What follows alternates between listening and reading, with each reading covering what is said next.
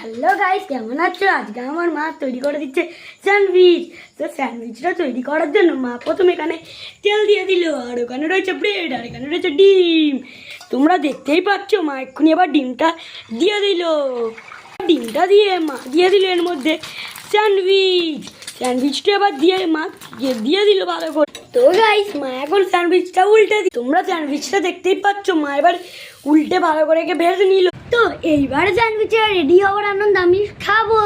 তোমাদের স্যান্ডউইচ এইটা রয়েছে স্যান্ডউইচের ফাইনাল লুক।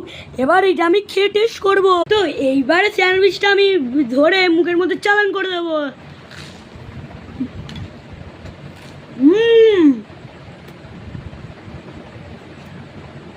এইটা গাইস অসাধারণ হয়েছে, তোমরাও ট্রাই করতে পারো এইরকম খেতে।